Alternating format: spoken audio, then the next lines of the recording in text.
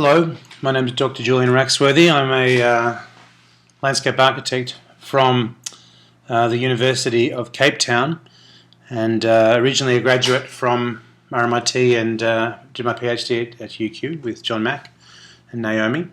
And I'm pleased to be able to give a lecture today at the invite of Johnny Kopinski on landscape and infrastructure, a topic that I've had some interest in for a while. I was involved in organising a conference at RMIT in sort of 2000 on the topic of landscape and infrastructure, and editing a book, the Mesh book, on the subject.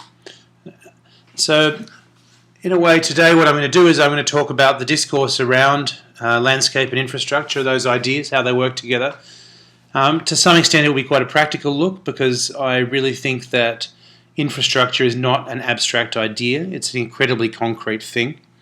And infrastructure is about effect. And I think this is very important to remember, that nobody pays for infrastructure because it looks good. They pay for it because it does something fundamental. It's going to cost a lot of money. It's probably not going to get paid for a long time. Various companies and politicians will go down the tube in the process of it happening. And largely it's ideological in the first place, because with that much expenditure, the society is really making a commitment towards a future, towards an idea of operation. And it's primarily an ideological one because the cost is so massive associated with it. And so with that said, why don't we start with Cape Town? Because in a way, South Africa and used infrastructure for ideological purposes very effectively for quite a long time. So I'm sure you're all familiar with the apartheid regime in South Africa, and the move towards democracy with the election of Nelson Mandela. But apartheid was used as a way, or apartheid used infrastructure as a way of building or hardwiring its policy of separateness or apartheid in the landscape. And you can see this quite clearly in Cape Town. In Cape Town, we see over here, you can see that if we look at Cape Town, you have the city bowl where people have generally lived mostly. We have two bays.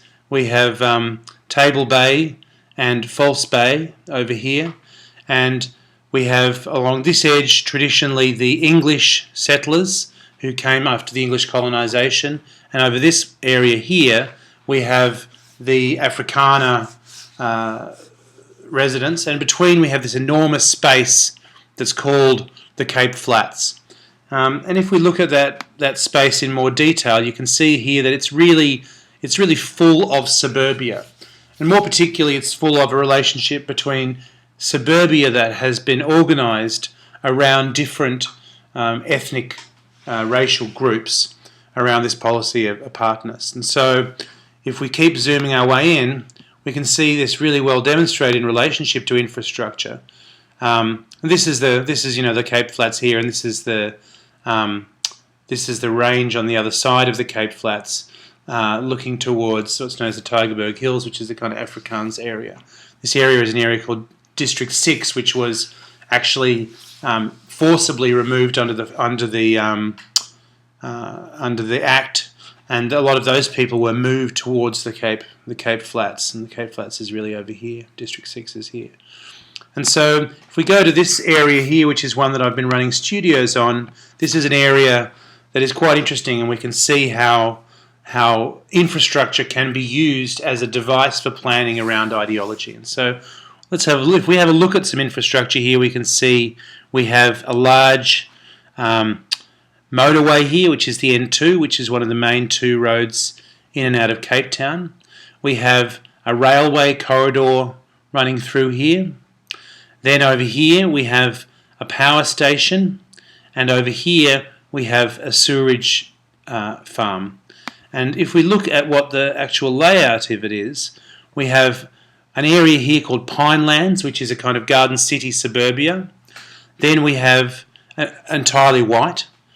Then we have an area called Langa, which was one of the earliest black townships in Cape Town over here.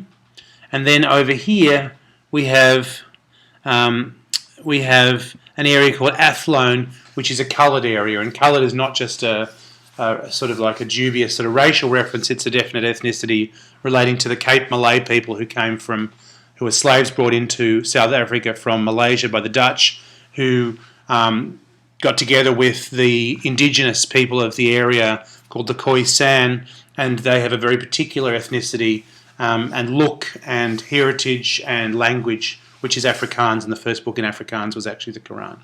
And so anyway, these devices, power station, sewage farm, infrastructure here, were used deliberately to separate these three groups and keep them separate from each other. And so we can see here how, and from that infrastructural move, all of the other urban patterns arise. And so in a way, it locks down physically a resistance that a lot of Cape Town is still trying to get around. Locks down economic situations.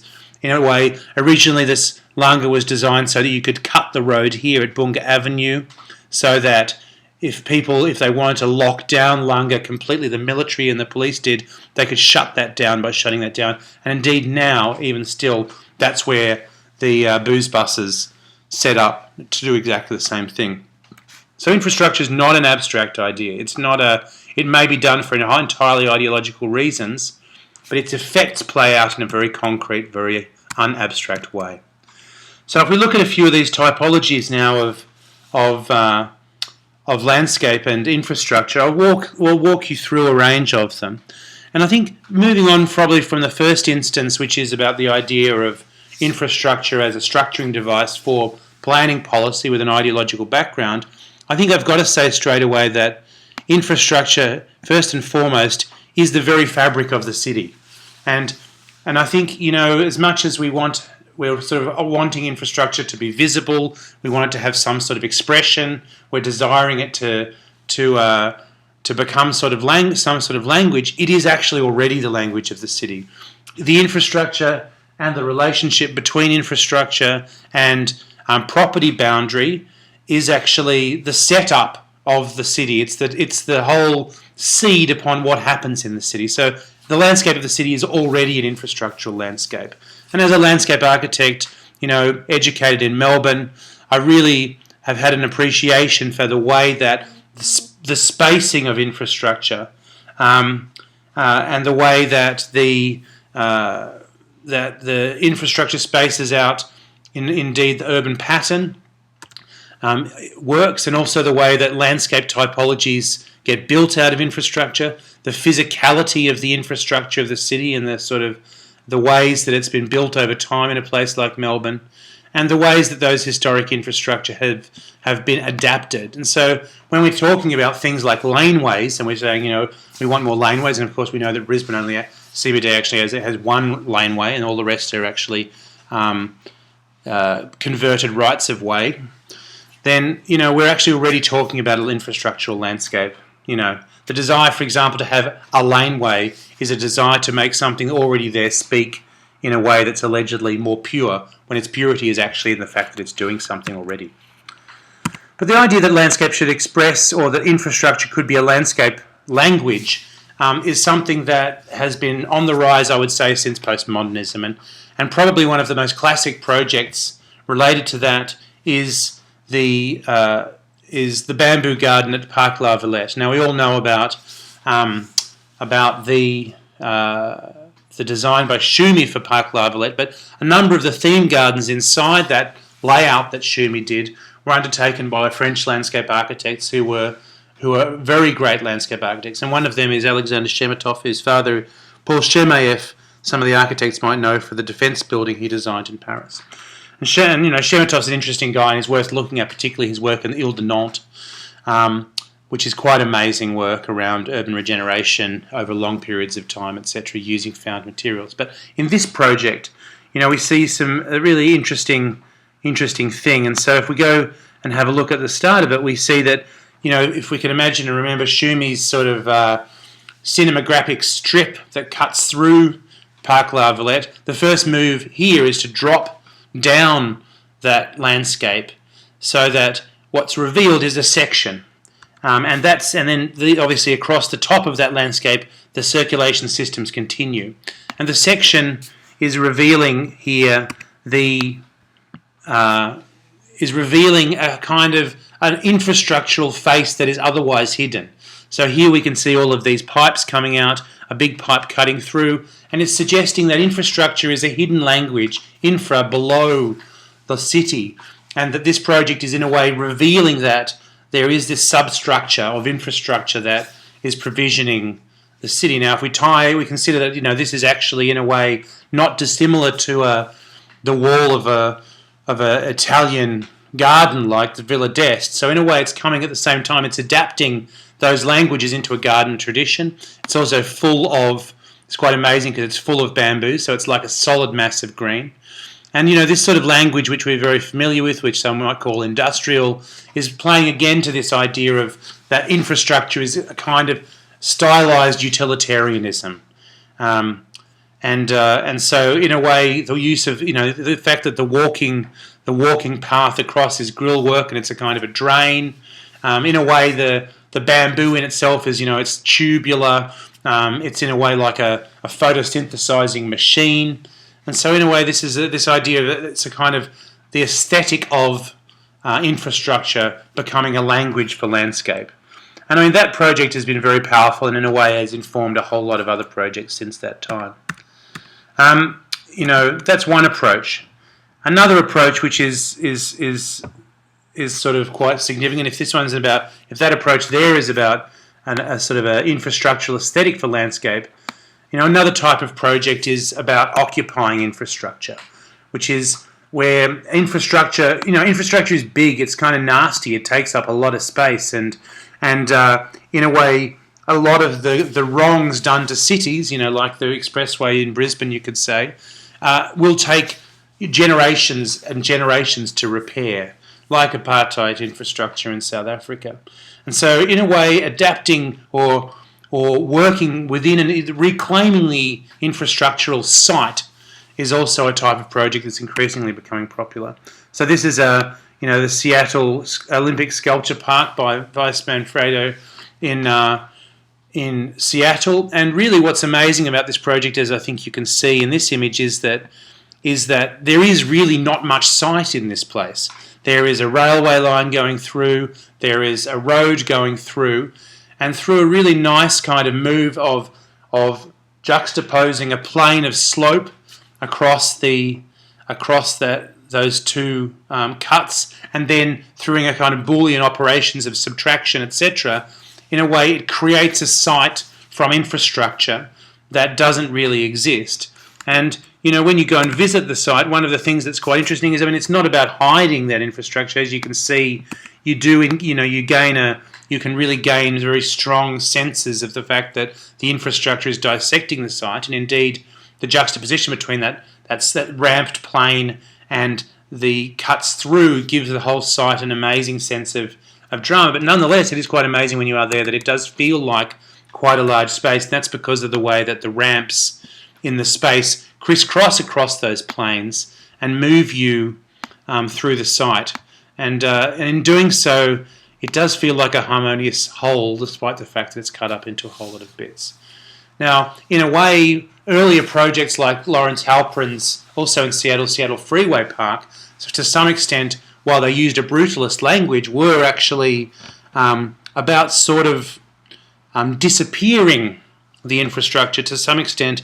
There is this fine edge now in the language of infrastructure and landscape about the celebration of infrastructure. The next type of project I'm going to talk about is what I'd call, is sort of in a way it's a term that if there's any landscape architects, I don't know if Amali is still there, but the term of landscaping is a term we hate. It sort of belittles our whole profession. But at the same time, you have to accept the fact that in a way it's a particular sort of action that landscape architecture has. It's a particular role it has. And, in a way, if you don't get too worried about the idea that you beautify and you accept the fact that, in a way, providing a kind of a formal and aesthetic character response to something is a really great thing to be doing, then landscaping infrastructure is a fine thing to do. And really, it's about the fact that infrastructure, because it has all of these impacts, in a way there is a negotiation between those impacts in place. And sometimes that is called mitigation, which is the sort of, is even for me worse than landscaping, which is the idea that our job is just to kind of evaporate badness. But sometimes it can actually be used in a way that's really quite interesting. And one of the great infrastructure landscape projects in the world is the Craigieburn Bypass in Melbourne by Taylor Collody Lethlean. And it's a really interesting project because of the way that it sits on the landscape. And until you've worked on infrastructure projects, it's probably hard to appreciate how amazing it is. And probably the thing that is most amazing about it is that, one is that it even happened. I mean, that's pretty incredible that something like this happened. But two is the fact that it has a relationship with landscape which is in some respects kind of unmediated. And so here we can see in this early drawing by my friend Scott Adams, we can see that the Craigieburn Bypass sort of snakes its way across this basalt plain here, which you can see in these pictures. An extraordinary landscape, a volcanic landscape with gum trees amongst it, lots of rock, lots of grass. Now, traditionally, in a mitigation sense, you're dealing with the freeway in such a way that the freeway is buried in the ground. There's an enormous amount of fencing. There's sound walls, etc. There's all of this other infrastructure around the infrastructure, which in a way interiorizes it. And so when you enter, if we go back to Scott's drawing, when you enter through this path here, in the earlier stages, you're actually running through that landscape. And in a way, you're just at grade driving through. And it's quite amazing because even though the freeway is still, 6 lanes, it actually feels like you are dwarfed by the landscape. The small fences are just wire fences, and you're really amongst it. And then when you get to this point of threshold, which for the team was about, with the artist Robert Owen, was the idea of when you, at a certain point, the view of the city becomes revealed. And this sort of sound wall morphs into a pedestrian ramp. Because one of the things that infrastructure also does is it cuts things into pieces. It's the forcefulness of the singularity of program means that all of the other adjustments around it must happen. Hydrology, circulation, macroeconomic changes, enormous amounts of things. So the first moment is this crossing moment, and then once you've crossed it, you get this view towards the city that marks the end of the basalt plain and the way through. And then after that, you move into spectacle, which is also kind of typological. So if you know the gateway in Melbourne that's done by Denton Corker Marshall, to some extent these blue columns are a homage to that. But there's some really nice things about the way that they're orientated so that they seem to rotate as you move past them in this sort of strobing effect. And finally, when you get into the city, you see here this wall senses your movement and sends pulses of colour according to movement, etc. So it moves. It's an interpretive work. It moves from a kind of total landscape thing of immersion in that landscape to a kind of urban scene, even though, it's quite a didactic thing, but it's quite an amazing project. And it's a victory for landscape architecture, considering that the profession was, has been really in this sort of consultant role where it's really been in the mitigation and beautification role. And here, Taylor Collody Lethlean were the main consultants, and they brought in Tompkins, Ulaka Greer, and all these other people to work with them. And so, it's quite a success for our profession, my profession, not your profession, you architects. Now, from my experience in infrastructure, one of the things that I found most interesting about working on infrastructure projects in practice was that infrastructure, in the end, the decision-making processes around infrastructure are so long that, the idea that we might have that as designers we can design some sort of muscular, highly effective, ecological, you can go and look up landscape urbanism bullshit generator and you'll find a whole range of terms for it. But, the sort of language of infrastructure is so potent at the moment.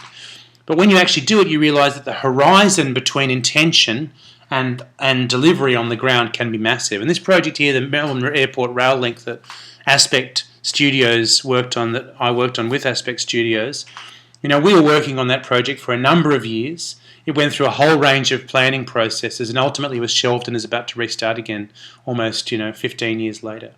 And so, in a way, what we were doing, and I think this diagram on the right-hand side of this table on the right-hand side is useful to look at, to see, we have biological issues, heritage issues, landscape and visual issues, there's noise issues.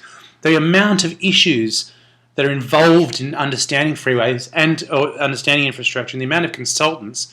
And our role here was really, we were coordinating the route selection team and bringing together all of the different pieces of data together and trying to develop, saying, all of these other forces are embedded in the landscape, so our job is to try to work out a metric to mediate all of those things together. The amount of complexity of the landscape, even before we even think about what it's going to look like, is enormous. And the difference between the route selection, the difference can be huge. On another project I worked on, we were at a meeting where we were trying to work out in this tiny town for a road whether or not the town should get an off-ramp, and no one could remember anything about the town, and suddenly the economic consultant turned around and said, well, you have to think about the 3 Ps. Can you get a pie, can you get petrol, and can you take a piss? And if you can't do those 3 things, it doesn't get an off-ramp, which could be the death of that town. And so the decisions and the implications of infrastructure are enormous. And so it's a type of thinking as well, because once you could also say as well, if we do give it an off-ramp, we might change its entire future. And so then the kind of rationales that you have to do. And so, we, for example, this project, on one of our routes was going through this park called Brimbank Park, and we looked at the idea of utilising the impact of the freeway opening and deliberately moving the freeway opening into the park, thereby disturbing the edge of the park, creating an impact of earthworks, and changing the access into the park because of that impact, which then allowed the park to be much more accessible, created a whole lot of other things around, in a way, enabling that park. And so you can see that even though it's an impact, in the process of impacting, it also creates opportunities. If we're thinking about infrastructure then, as its infrastructure is really also, and I would argue, a type of practice or a way of working. And it's interesting if you get really concrete on this and try to think about what the real, in a detailed design project, what an infrastructural approach might be. And this project, I think, is interesting and it's kind of cute. And so I'm calling this infrastructure for program, which is to say on a site scale, when you design a space, particularly if you design around ideas about flexibility, appropriation, always a favourite term, multifunctionality, what you're doing is you're potentially creating what I would call a jack of all trades, master of none situation where people don't really know what to do with it. And this great project by Westgate, which I would say is a failure but is very interesting, what they did was they created a series of systems in the ground that allowed the space to be customised. Now, we all know about rising bollards now, but this is 95. But they did things like using edges that popped out of the ground. They had these kind of lanyards or these sort of hooks to be able to fix market stalls to. And ultimately, though, what I found most interesting about it, and on market days, it did work undoubtedly, but what I found interesting were really these misclosed moments where suddenly someone's put a piton into the paving because of the fact the point doesn't meet in the right way, or someone doesn't quite know what to do with this divider, and so it becomes the organizer. And so I think this demonstrates that in infrastructure sometimes you can have this idea of the infrastructure being plural, but generally it's not actually as that plural. Like if you think about a road, you put some ambiguity into traffic infrastructure, all you do is create accidents. And the problems that come from infrastructure and the workings of infrastructure become how it suits the program. The ambiguity in infrastructure becomes then how it obscures the program. And so there's a prioritisation process in infrastructure that is quite interesting. Now, probably the main term that one would come across these days is the term green infrastructure. And green infrastructure is a kind of ubiquitous term. And I'm going to talk about what I think green infrastructure is, and then I'm going to talk about what it's become. And a classic example, and I don't know whether Jono is going to give you the essay by Kathy Poole in the Mesh book, which is a great essay.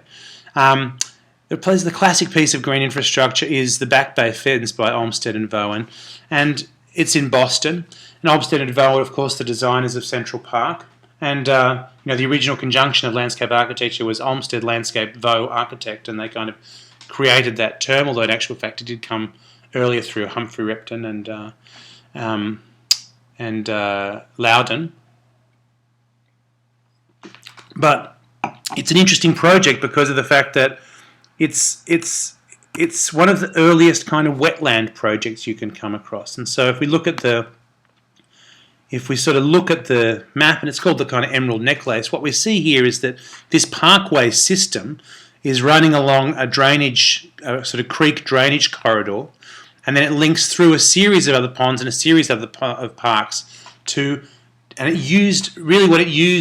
used tidal movement to flush out sewerage in those areas. And so it's a highly functional thing by utilising and locking into the natural system. And, Beth Meyer calls this the landscape cyborg, and it's always been a term that I've liked because it's a conjunction between engineering and ecology, which is now quite common, but back then I think was quite a radical idea. And obviously, the language of it is the language of the English garden and and the English landscape garden, because that's the period that Olmsted and Vaux were operating in. And so these spaces, at the same time as being parks, as being sort of hydrologically effective spaces, at the same time as being a kind of organic engineering adjunct to a hard engineering system of sewer, they're also park spaces. And so their functioning is tied to their language, their visual language is tied to their functioning, because their greenness is a utilitarian tool. The vegetation in there is undertaking ecological acts. We're talking about like lots of green pumps. We're talking about vegetation that changes the flow down, down creeks, etc. And because that same vegetation has a kind of recreation function, in a way that duality between infrastructural functioning in ecological sense and the functioning of landscape in a recreational sense becomes what green infrastructure really is. And so, most cities in the world have developed green infrastructure plans now, often under these terms. But in London, in the lead up to the Olympics, Design for London developed a system called the Green Grid, and it's a really interesting. A friend of mine, Jamie Dean, was involved in putting it together. And it's a fantastically interesting document in a way, because it's got obviously all of these sort of strategic I don't know if I've got the res to do this, let's have a look. These strategic ambitions, insofar as it talks about how the distribution of open spaces, it talks about, their connectivity, the relationship of one catchment to another catchment. It sort of goes through all of these detailed sort of studies and these mapping studies, which is now comes from GIS originally, to demonstrate how these things work. And really what they're doing is they're combining an ecological argument with an economic argument as a way of facilitating a social argument, is really the way that they end up working. And so in a way, a lot of councils and a lot of places, there's no money for recreation spaces. There's no money for parks anymore. There's no money for maintenance. But if we can, for example, demonstrate how by connecting those three together, these spaces together, we actually can, in a way, demonstrate that they're not just aesthetic, they're not just recreational, they have real infrastructural value, particularly in the days of climate change. And so, they say that there's, if I can remember them right, there's three things that are really the main things about green infrastructure: multifunctionality, greenness, and in a way some sort of social program. And so those three things tend to be the things that green infrastructure sort of has. But if we look at it, in actual fact, all of these are existing bits of landscape. So it's really a rebranding exercise. It's really a gathering together exercise, and a way of catalysing or saying this is a system, whereas previously it was just thought of as a lot of bits. So when you dig deep, you have to say it's sort of a planning and rhetorical question. We don't really know what it means. Like if I said do green infrastructure on this site, it becomes a funny question, because green infrastructure is about connectivity. It's about greenness, multifunctionality, etc. Maybe there's 4 principles. But the document is really nice because it also then tries to do some things where it actually has a whole range of different studies. And so one is, for example, a photographic study on the back of this book which says, what are these actual green infrastructural spaces like? And it's interesting when we look at them, because we see an enormous diversity. At one point they're a golf course, at another point they're a kind of stormwater drain, at another point they're a wetland, at this point they're a park and a cemetery. And so we realise, in actual fact, all those different typologies, when linked together, the green infrastructure system is actually quite spatially diverse in terms of typology. it's also interesting when you start to visit them and start to see, what do we do in these kind of landscapes? And there's a kind of quite a cute project out there where when you get into some of these big landscapes, once you've catalysed them and said, no, they're linked up and now they're part of the system, you've drawn attention to them. Budget is nothing. Maintenance is nothing. And so therefore, in a way, how do you then intervene once you've drawn attention to them? And here's a nice project around sort of strewing around these kind of concrete seats / weird sort of sheep things through the landscape and then treating the landscape as a meadow. There's a number of nice projects in East London around that. So the final thing I'm going to talk about before, not the final, but the last sort of type of infrastructure I'm going to talk about probably relates to, links those previous two together, which is green infrastructure and also the sort of hydrological infrastructure, and to talk in landscape urbanism now. Landscape urbanism has become, it was probably one of the major things in landscape architectural discourse in the last 10 or 15, 20 years. And this project by D Land Studio for the Gowanus Sponge Park is an example of the way that the discourse of landscape urbanism works in relationship to green infrastructure.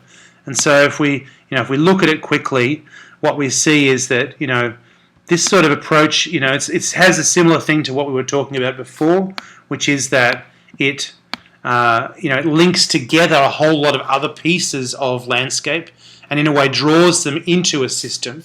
But here, because of the system is about climate change, and a lot of the landscape infrastructure is about climate change. And so here what we're really doing, as we can see in this section, is that we're creating an enormous buffered storage capacity in the urban landscape by playing with levels, by playing with drainage corridors, so that in different types of storm events, the water can move out of the corridor, but in a controlled kind of way into the landscape. And this is a technique that the Dutch also worked on, because they've had to deal with the fact that this idea of canalisation, as New Orleans also discovered, creates these massive impacts, and instead the Dutch need to maybe accept, as their Merovingian forebears did, that the landscape will flood. And so you need to have an approach that accepts that and even welcomes that flood to disperse the impacts. And so here in this project we see, if we imagine those two together, this is from the Rising Tides exhibition at MoMA, we can see how these, there is the potential when in flooding where in actual fact these landscapes spread out into the city and water spreads into the city and changes, and there is the sort of possibility in the detailing of the streetscape that those kind of organicism arising from water can move into the city fabric. Now I'm finally going to end by sort of describing a little thing that's from Aldo Rossi, which I think is a really nice example of what infrastructure does and how it works, and how it is ultimately, I would say, formal. So Rossi in the Architecture of the City has a really nice example about how over time a form can have effects that change, but where the catalyst is still present. And so here we can see in the Roman city we have a Roman theatre, maybe like the Colosseum or something. It's a recreational structure. It's used for it's sitting in amongst the city. It's an object. It's like a wall. And during that time, it's operating in one particular world, one world where there is recreation, where things are stable. Rome is king. But if we look at, I don't know if this is the same one, but another one, we see that perhaps during the Dark Ages, what's happened is that same structure has become a wall.